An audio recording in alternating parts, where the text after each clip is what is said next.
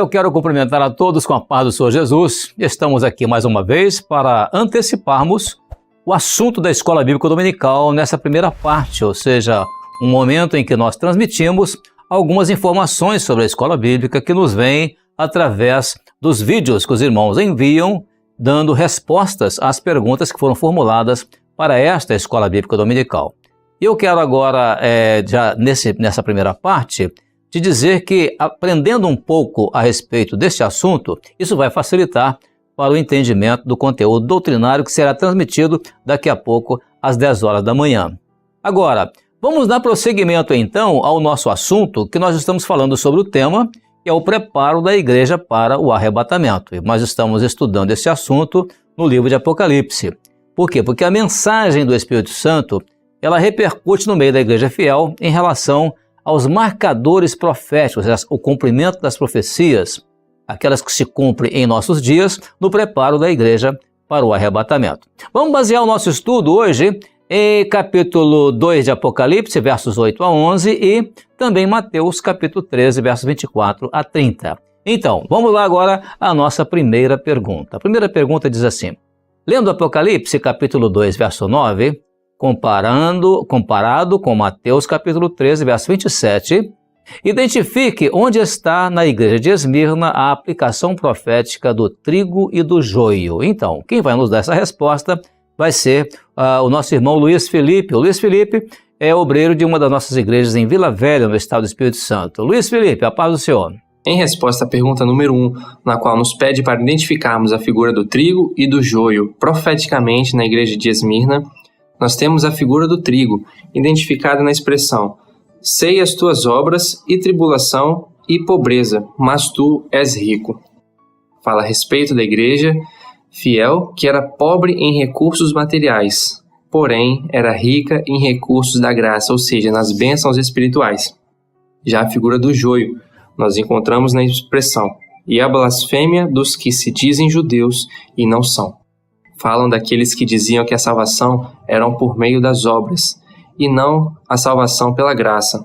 Amém? A todos a paz do Senhor Jesus. Muito bem, Luiz Felipe. Realmente, profeticamente falando, né? A igreja de Esmirna, nós temos ali a expressão relacionada ao trigo. O que é o trigo na igreja de Esmirna?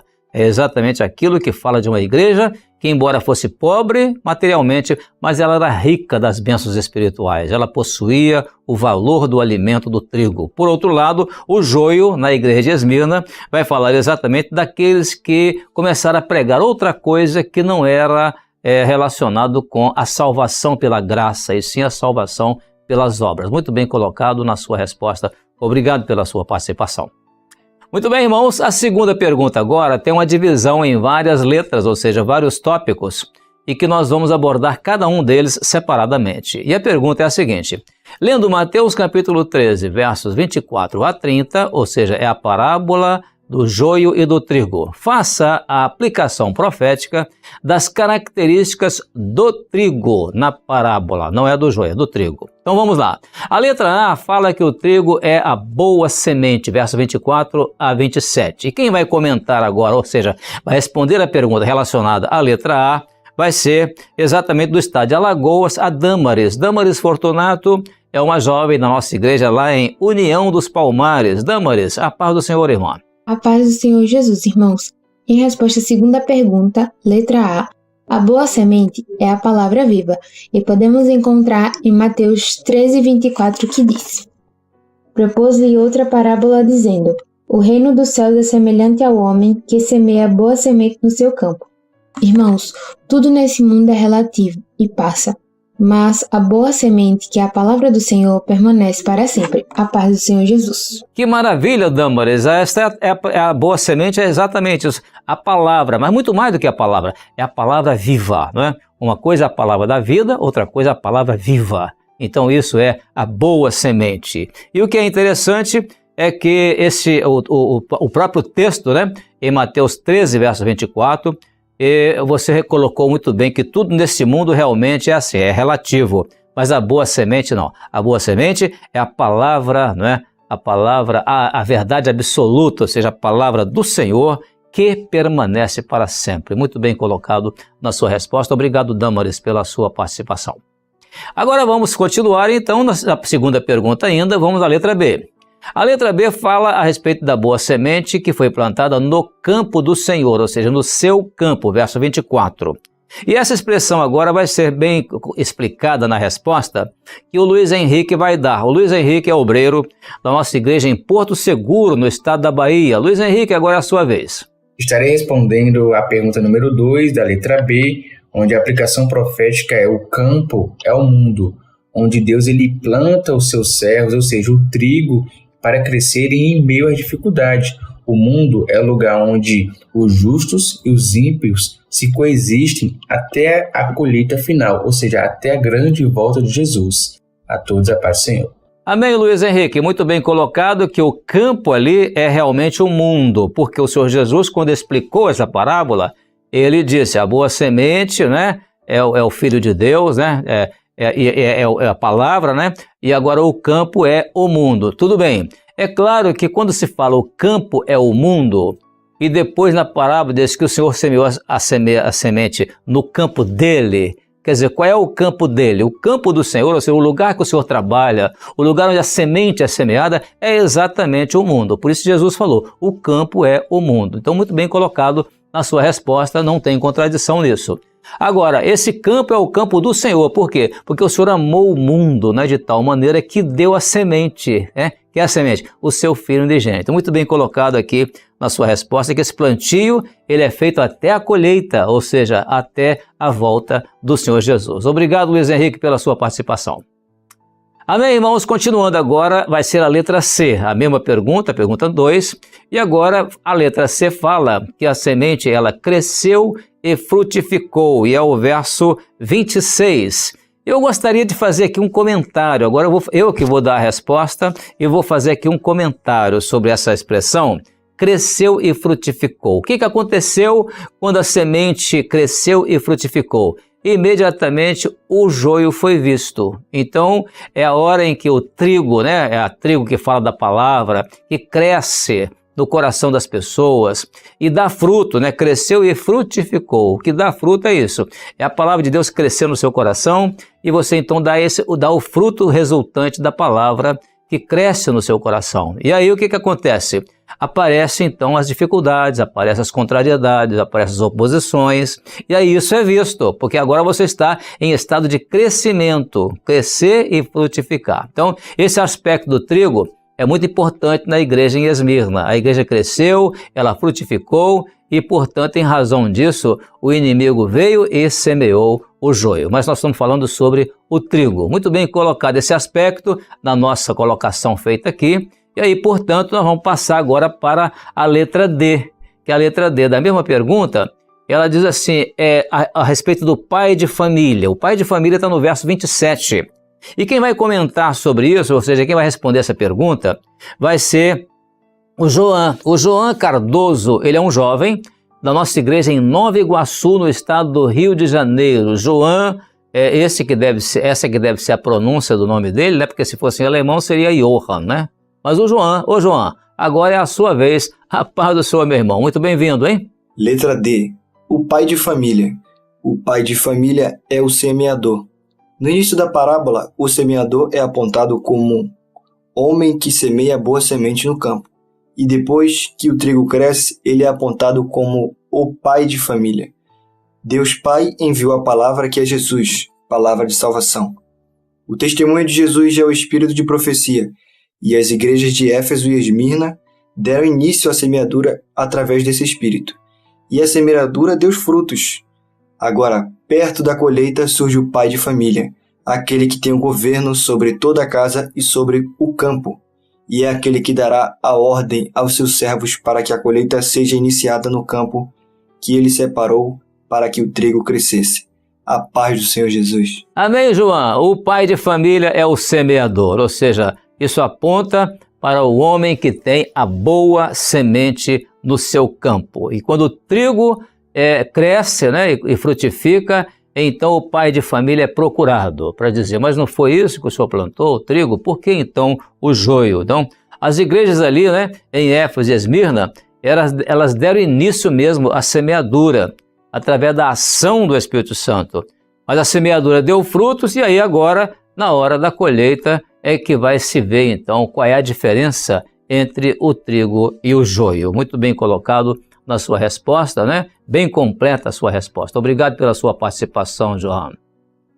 Então, irmãos, passando agora para a próxima, letra E, quando o texto fala no verso 29 de Mateus 13, ao colher o joio, não arranqueis também o trigo com ele. É uma expressão do texto. O que isso quer dizer profeticamente? Que característica do trigo é esta? E esse comentário vai ser feito pelo Daniel Duarte. O Daniel Duarte é um diácono nosso lá da igreja de Pedro Leopoldo, no estado de Minas Gerais. Daniel, a paz do Senhor. A paz do Senhor Jesus. Vamos responder a segunda pergunta, a letra E. A letra E, a expressão ao colher o joio, não arranqueis o trigo com ele.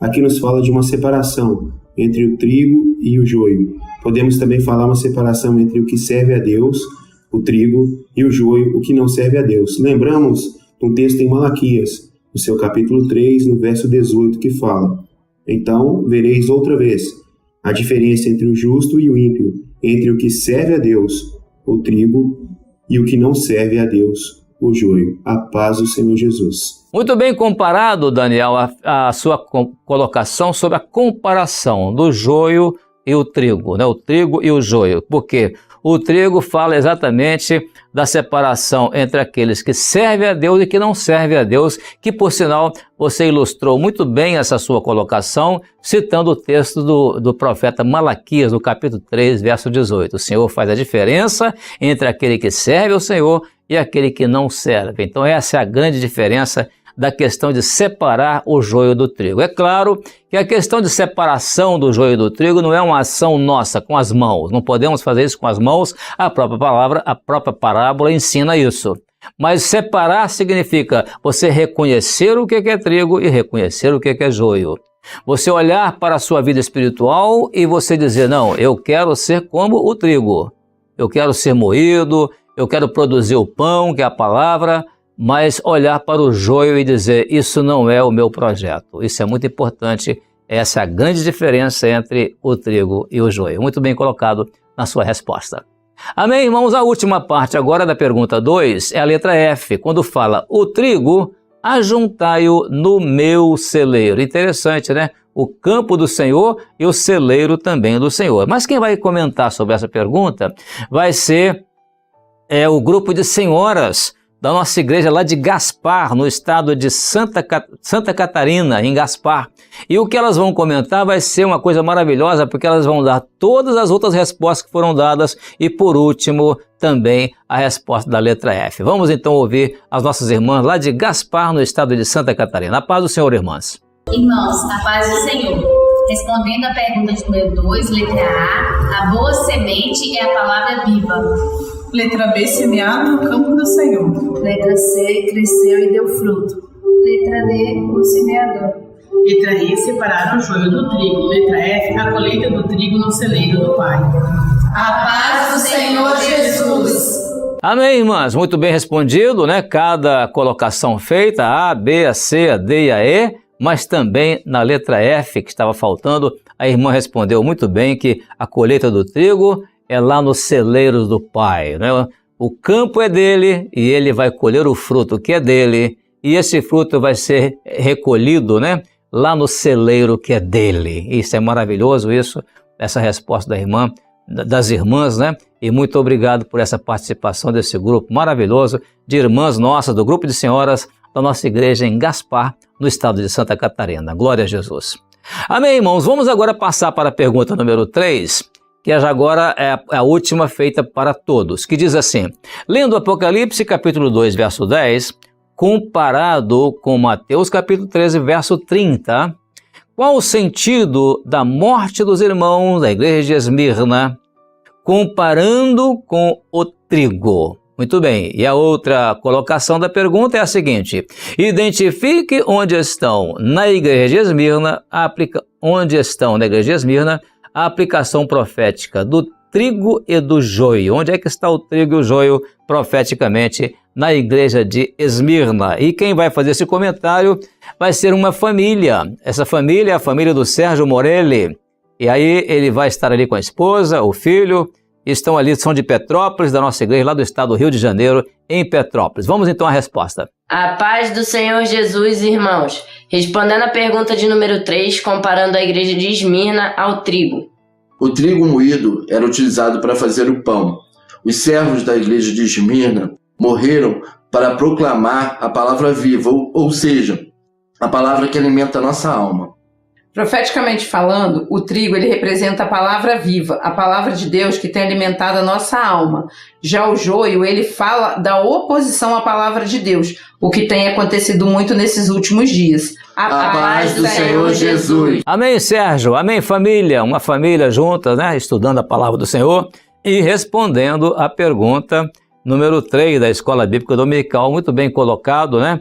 E, na verdade, o trigo é moído para fazer o pão. E os irmãos da igreja primitiva, eles foram moídos, ou seja, eles proclamaram ali, né, morrendo para proclamar a palavra de Deus, a palavra viva, e produzindo ali a palavra que alimenta a alma, né? Então, profeticamente, nós vamos ver que, portanto, o trigo representa a palavra de Deus, enquanto o joio representa aquilo que se opõe à palavra de Deus. Muito boa a colocação feita pelos irmãos. Glória a Jesus. Graças a Deus. Vamos então agora, irmãos, para as perguntas, ou a pergunta feita para as crianças, intermediários e adolescentes. É a quarta pergunta, que diz assim: lendo Apocalipse, capítulo 2, verso 10, letra B, ou seja, a última parte do verso, comparado com 1 Reis, capítulo 21, verso 3, qual o conselho do Senhor ao fiel herdeiro? Então, essa comparação é com a vinha de Nabote. E vamos então agora ouvir a resposta que será dada primeiramente do Maranhão ao grupo de crianças intermediárias e adolescentes ali da igreja de Tutóia, é uma cidade lá no interior do estado do Maranhão. Depois vamos para Rondônia. E em Rondônia as crianças ali também vão participar, uma criança, uma intermediária e uma adolescente lá de Porto Velho. Vamos então às respostas. Salve, irmão, com a paz do Senhor. Respondendo a pergunta das crianças intermediária e adolescente. Lendo Apocalipse, capítulo 2, versículo 10, compare com 1 Reis, capítulo 21, versículo 3, qual o conselho do Senhor ao fiel herdeiro? Ser fiel até a morte para ganhar a coroa da vida. Nada temas das coisas que há de padecer. Eis que o diabo lançará um de vós na prisão, para que seja assentado, e tereis uma tribulação de 10 dias. Ser fiel até a morte, e darei-te-ei a coroa da vida. Porém, Nabote disse a Acabe: guarda-me o Senhor de que eu te dê a herança de meus pais.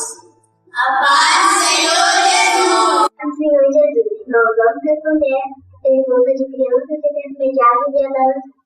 Lendo Apocalipse, capítulo 2, verso 10b, comparado com 1 Reis, capítulo 21, 13. Qual o conselho do Senhor ao fiel herdeiro? Eis que o diabo lançará alguns de vós na prisão para que seja assentado, e terei uma tribulação de 10 dias. Porém, Nabote disse a Acabe: guarde-me o Senhor, de que eu te dei a herança de meus pais. Nabote não vendeu a herança dos pais dele, quem foi o presente do que os pais dele deram. Nabote não vendeu a vinha dele porque era a herança dos pais. Nós não devemos vender, trocar ou dar a nossa herança, que é a vida eterna. A paz do Senhor Jesus. Amém, crianças de Rondônia, de Porto Velho, que maravilha, né? O Nabote realmente, ele não vendeu a herança dele porque foi o presente, né, de seus pais. Gostei da palavra presente, né, para uma criança, muito bem colocado. A irmã intermediária também completou, né? E Nabote não vendeu, ele não deu a vinha, não é? Porque era a herança de seus pais. É isso que é maravilhoso, conservar a herança recebida pelos pais. E a irmã adolescente também falando muito bem que nós não devemos, né, como Nabote, nós não devemos vender, nem trocar ou dar a nossa herança, porque a nossa herança é uma herança de vida eterna. Muito bem, irmã. A sua colocação foi muito boa. Também as crianças lá do Maranhão, né, da cidade de Tutóia, né, ser fiel até a morte para ganhar a coroa da vida. Apocalipse 2, verso 10 junto com 1 Reis, capítulo 21, verso 3. Muito bem colocado, obrigado pela participação de vocês, crianças, intermediários e adolescentes.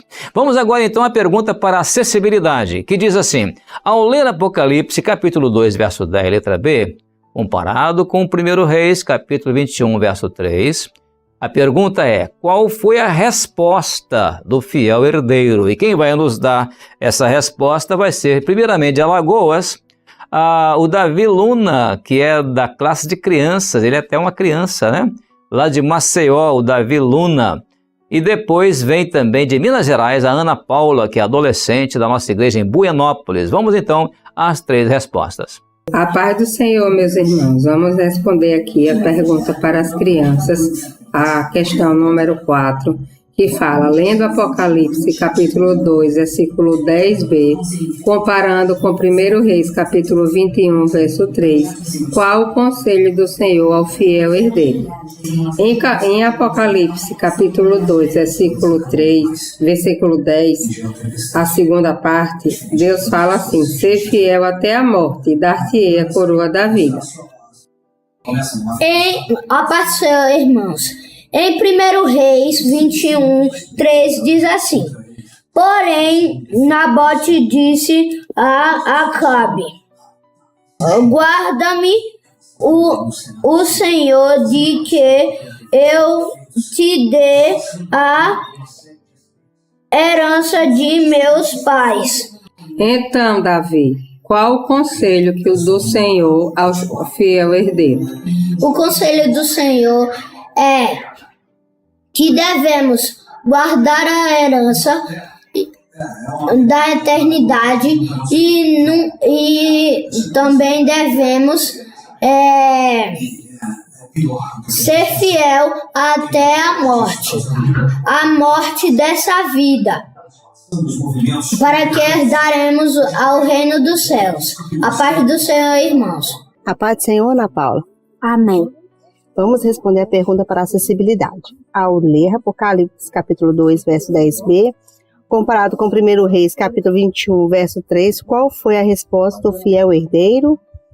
Guarda, Senhor. Guarda, Senhor. Amém? Amém. A paz do Senhor. Amém, Ana Paula. A resposta é simples, né? Como você deu em poucas palavras, né? Que compreensão maravilhosa. A irmã é do grupo de acessibilidade, mas assimilou bem a pergunta e deu a resposta de que a resposta do fiel herdeiro foi exatamente esta, viu, Ana Paula?